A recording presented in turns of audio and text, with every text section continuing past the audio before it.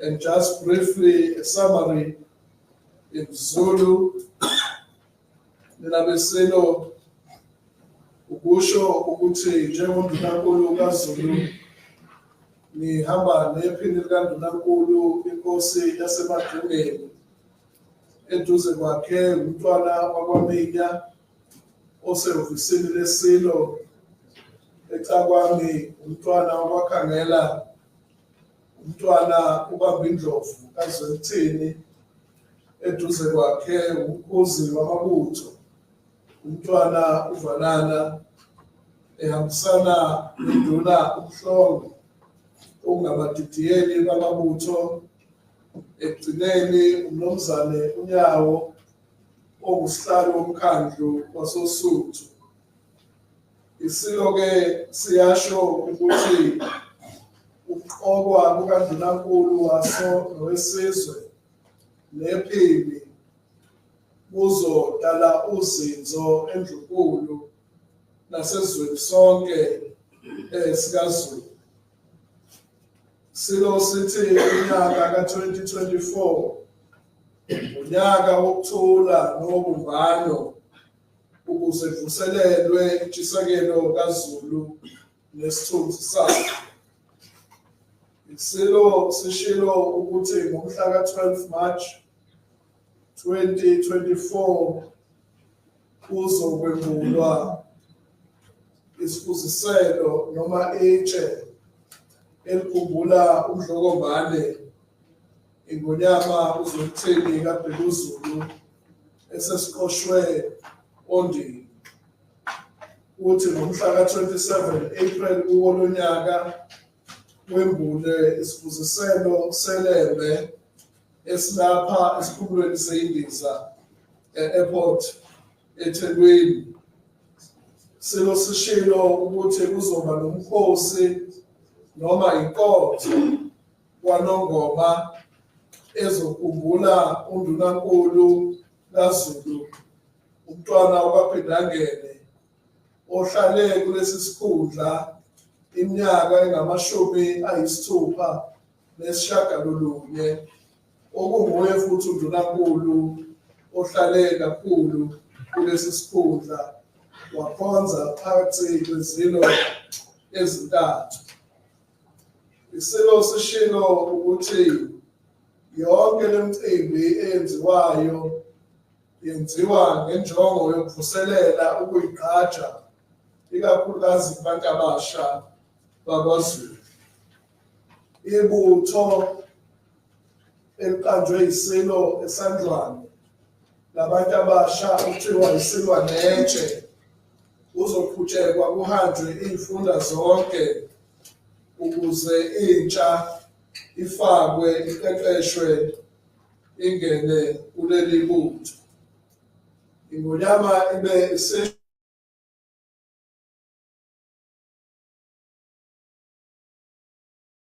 kuyinto eyikhathaza kakhulu. Isilo-ke sinethemba lokuthi uhulumeni wesifundazwe uzoqhamuka ney'nhlelo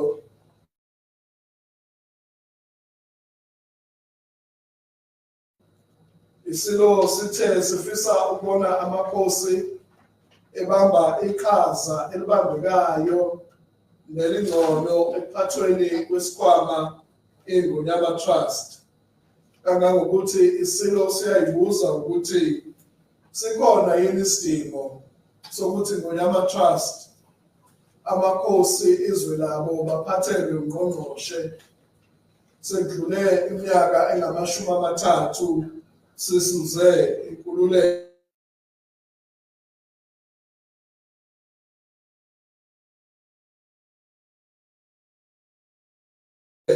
izwe eKapa. Isilo sithi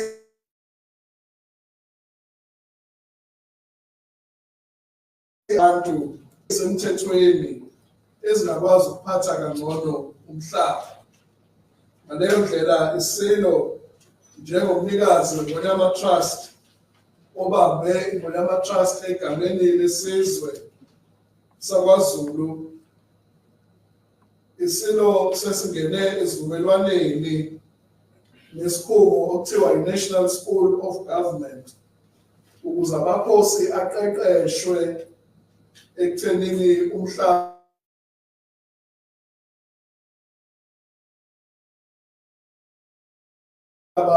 umnotho wasemakhaya wakhiwa kanjani ukuxhumana ukuze amakhosi akwazi ukuyiphilela nokuzenzela.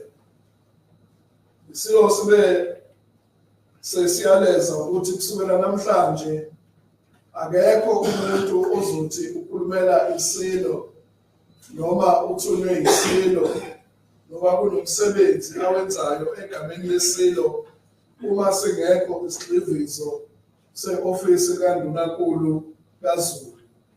Kwenziwa lokho ukuze kugwemeke abantu abasebenzisa iy'mpawu zobukhosi ukuze beyinothise bona egameni lesihlalo. Ngalawo mazwi-ke amafuphi isilo abahlonishwa abavela kwabeyindaba, isilo sinethemba ukuthi uqokwa kandunankulu lo okhulumayo nephini lakhe uzokwazi ukuthi kudale ukubuyisana nokusebenzisana nozinzo nokubambisana endlunkulu nasezweni sonke sikaZulu. Soka siyathokoza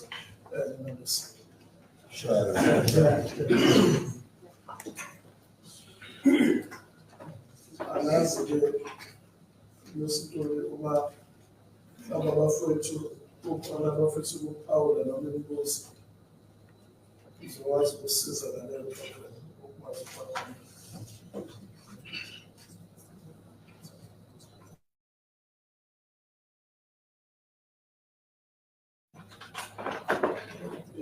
Thank you for coming to this press conference. We are going to take 5 questions each, and then the second round, questions are 5 by show of hand, which we tell Ubona Abanemozo.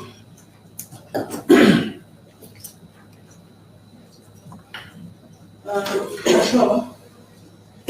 I note you. Pumula, Kesuben, I see your hand.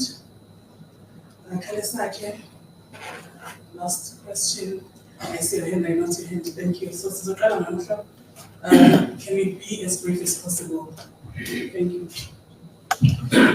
Ngiyabonga kakhulu ngibingelele kubantwana undunankulu igama lami welcome wantombi lesibongo kusuka emsakazweni noma FM. Ngisacela ukuza share nondunankulu ukuthi uma undunankulu ethi akusekho umuntu ozokhipha itatimende zinganalo uphawu luka Prime Minister kumbekaphi okhulumela isilo futhi ingane mhlambe engekho la okhulumela ingonyama.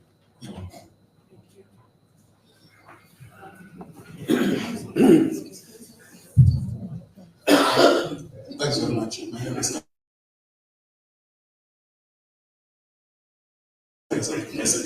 have one question outside about the control of the trust. Do you have any programs to make sure that you remove this trust under the control leadership of the national government, but they be controlled by Amakos? What programs do we have?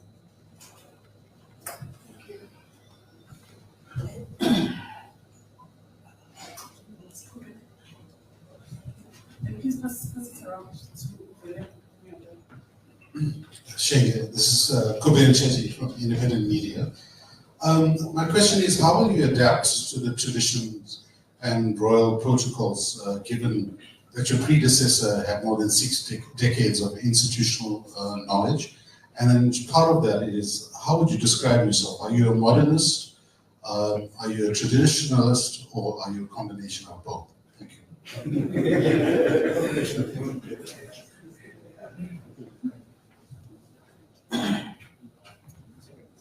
Ngiyabonga kakhulu ngiyabingelela kakhulu ngihamba nabo siqala ukuvela kwaphela befuna ucheck-a kahle kakhulu ukuthi siyazi ukuthi uNdunankulu ongasekho emhlabeni uyekhala kakhulu ukuthi ngesikhundla asikho le emthethweni mhlambe uma sibheka ngokwahulumeni so inkosi yapheze yazihambe ikhala ngaloko ucheck-a ukuthi mhlambe wena unazo mhlambe inhlelo zokusebenza ngoba siyazi uba akhona ibudget yale school uzovolontiya uzobuyela mhlambe mhlambe ngale nhlelo zikhona mhlambe le school ethile mhlambe sesithini siyisikhundla esi-official ngoba ngiyakubona ukuthi uhulumeni akaze asicabange isikhundla silapho right mhlambe umbuzo yona umuntu othi ngapha ukuthi mhlambe umphumela wesilo usekhona mhlambe ekusebenzini lwakhe njengamanje.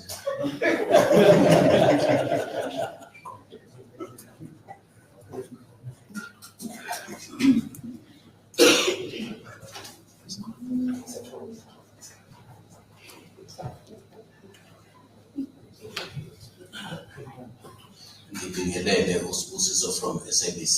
Bengisacela shenge usiphindele le ndawo eyobongela ibafana ngesizulu ushiye ngaphandle. Yabo.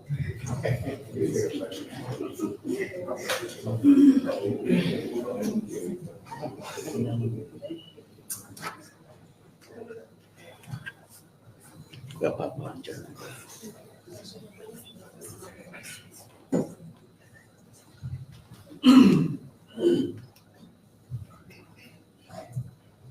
Sithokoze isilo samabandla sifisa ukudlulisa izilokotho zokufisela nokhalalisa iqembu lesizwe ibafana nokuqoba kwalo emqhudelwaneni i-AFCON. Isilo sinxusa bonke abantu baseNingizimu Afrika ukuthi beseke iqembu lethu ibafana futhi isilo sinesiqiniseko sokuthi ibafana izokwazi ukusimela ize ifike ekugcineni iwunqobe umqhudelwano. Kulokhu-ke okubuzwa abafowethu beNongoma FM silapha sithunywe isilo njengobona abantwana baseNdlunkulu belapha ubona inkosi uChiliza ilapha njengo-Deputy Prime Minister ubona iy'nduna zilapha. Ngakho-ke sizokwenza lokho esithunywe isilo.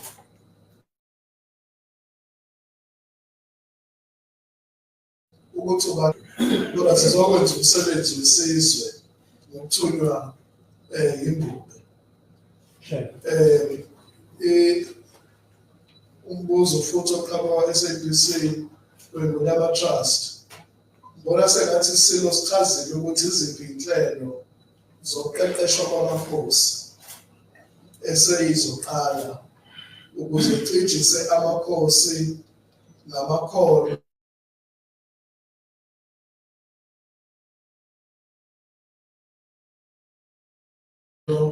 nolwazi esisondele siphethwe amakhosi. Ngakho ngibona sengathi isilo sikucacisile lokho.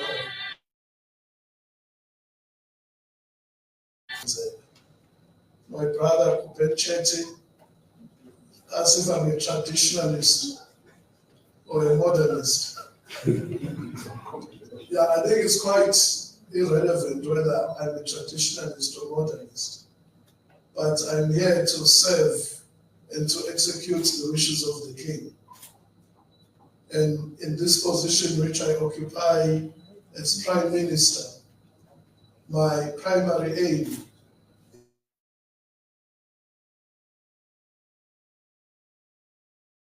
is to be the senior advisor of His Majesty. So there's no role for me to be a modernist or traditionalist. Mine is to obey the instruction and to do what I'm told to do, starting as we have done today, to convey the wishes of His Majesty.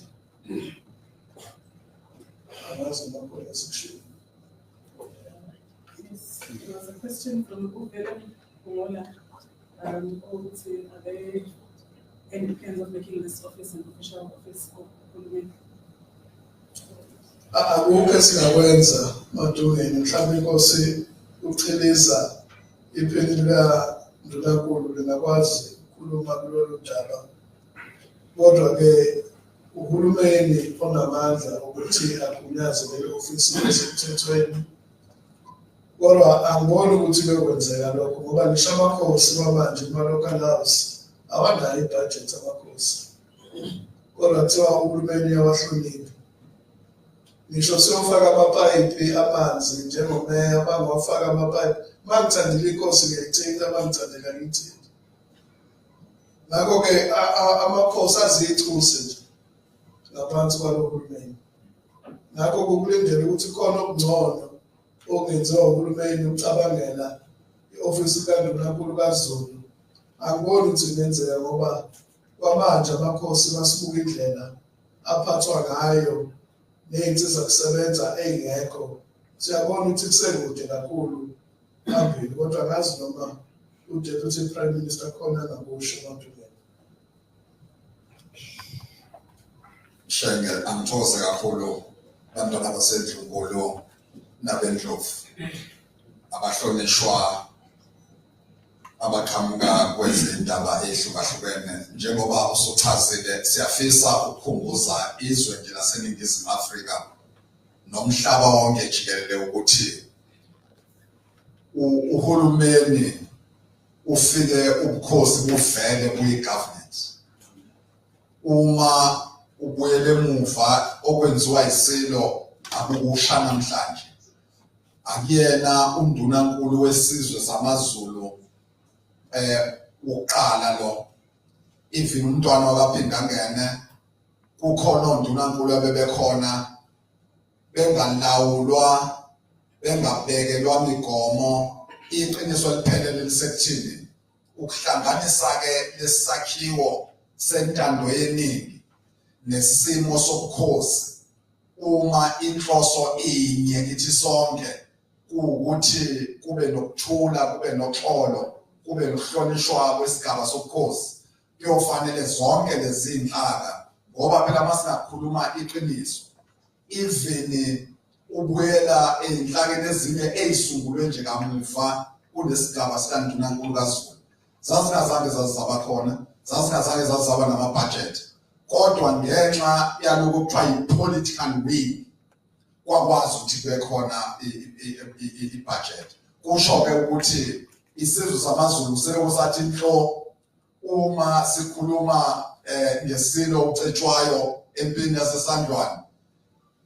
Ingoba sasuhulumeni namabutho nondunankulu waso kufanele kuhlonishwe lokho-ke kwenziwe zonke iy'nhlelo ezithi uma sisentandweni yeningi, intando yeningi ayihloniphe u-Afrika bethu ngendlela efanele.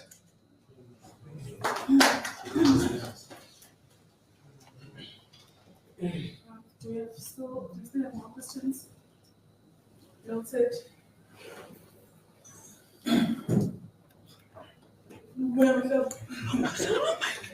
Okay, noted. Okay.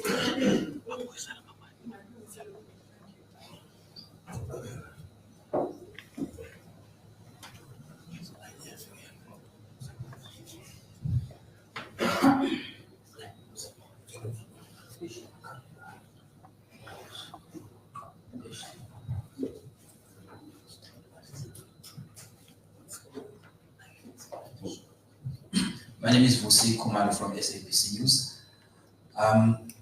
Umntwana waPhindangene, may his soul rest in peace. He has tried all his life to make sure that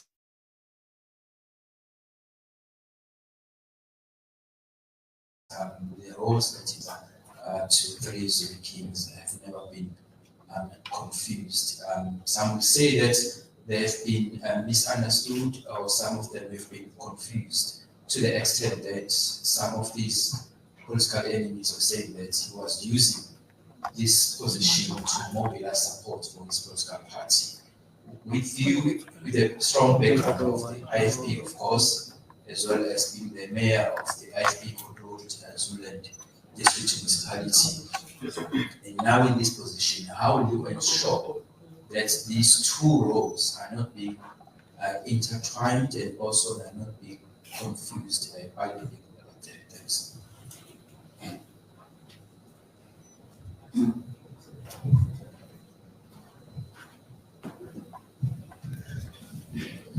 Ngiyabonga kakhulu Ndunankulu, ngisacela nje kuba nemibuzo emibili. Umbuzo wokuqala ndunankulu Shenge, ngicabanga ukuthi uzothinta oyintohwana. Umuntu aphathisa ukuthi akuze ngabe ubona abantu ukuthi media briefing ibizwe Prime Minister. Ngicela ukubuza ukuthi uShenge njengoba eseqoka njengo-Prime Minister, lokho sekusho ukuthi mhlawumbe naye kungenzeka lokho khona amathuba ukuthi abongwe ngoba lokho kwakwanisa amatoho kubantu abangamaciko makukhona nje mhlawumbe sekunenyusi kandunankulu. Lokho kungandisa amathuba omsebenzi khona nenhlelo njengalezo zokwandisa amathuba omsebenzi Shenge. Yesibili Shenge lena ethi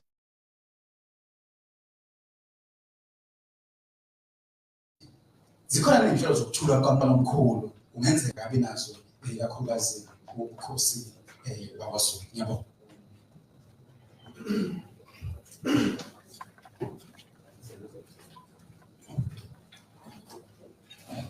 Shenge, cha no. Umbuzo nje sokuthi i-clarity. Ngizwile uShenge uthe mase sifuna i-comment yesenzukuko. Loso sibusekela ngizabona ukuthi avale kwi-ofisi kaShenge. Mhlawumbe lo uthini abantu bezindaba kuyasiphazamisa delay umsebenzi wethu.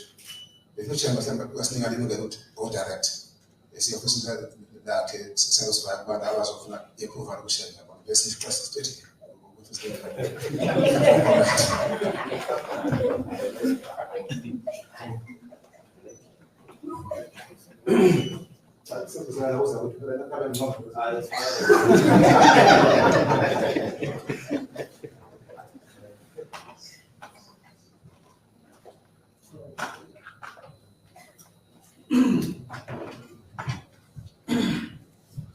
ngithokoze mina besilo abantwana baseNdlunkulu Matungeni kwiNdlunkulu kaZulu.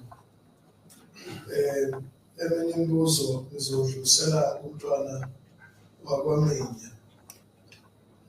Kodwa kuyinqophamlando lokho okwenziwe iNgonyama ngoba abantu abaningi asebebhalele iNgonyama namakhosi ancomile ukuthi iNgonyama ikwazi ukuqoka iphini likaNdunankulu kaZulu, ikakhulukazi oqhamuka ngapha eningizimu wesifundazwe, ukuze abantu besilo abagcwele isifundazwe sonke, abagcwele i-Eastern Cape, abagcwele iGauteng bekwazi ukunakeka ngokuthi lapha ehhovisini likaNdunankulu kaZulu sekunephini. Bengithi-ke i-media izoncoma ngakho lokho.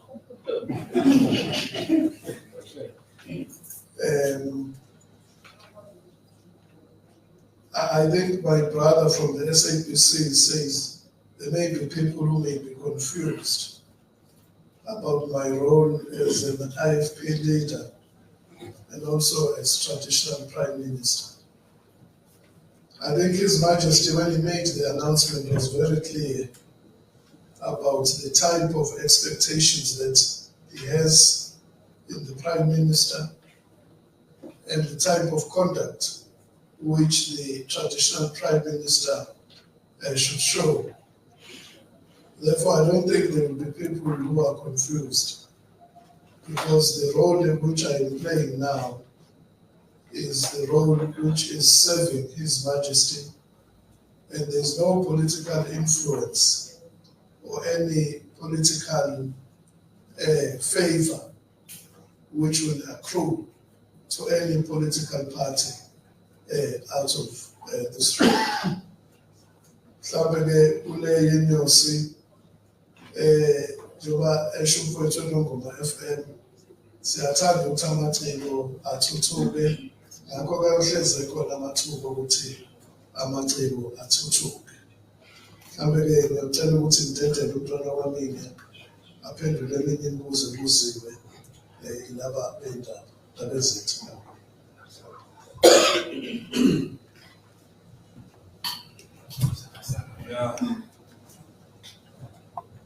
Ngithokoze kunabesilo uNdunankulu wethu uShenge, Nkosi yaseMadungeni.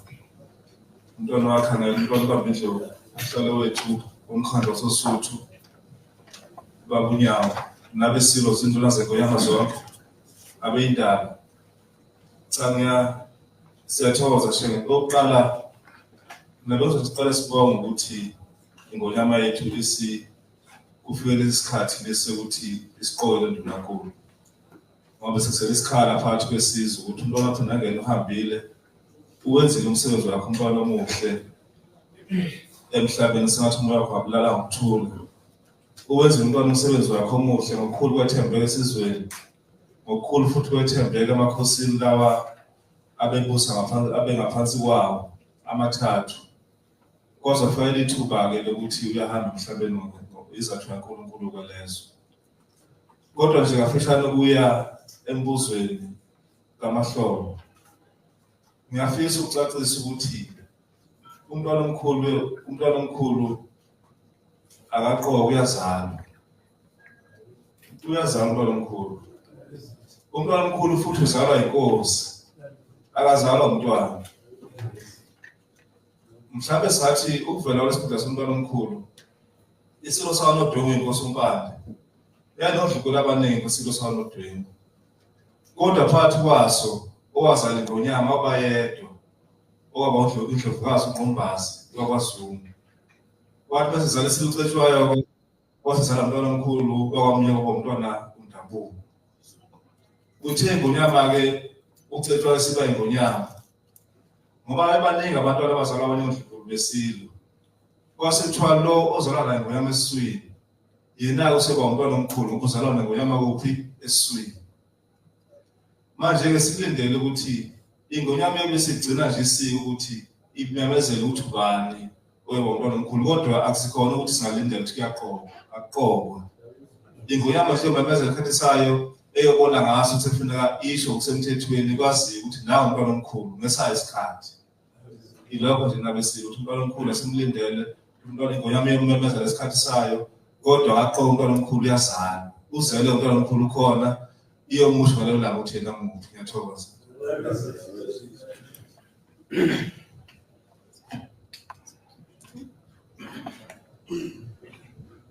Mhlawumbe-ke asibonge kakhulu mina besilo abantwana baseNdlunkulu, iy'nduna, abafowethu abaqhamuka ku-media. There are copies of the press statement which will be available at the back from this including for all members of the media who wish to have a copy of the remarks that we have said here. But thank you once again for honoring our invitation, and we do hope to see you at these events which have been announced, which will be taking place around the province of KwaZulu-Natal. Thank you very much.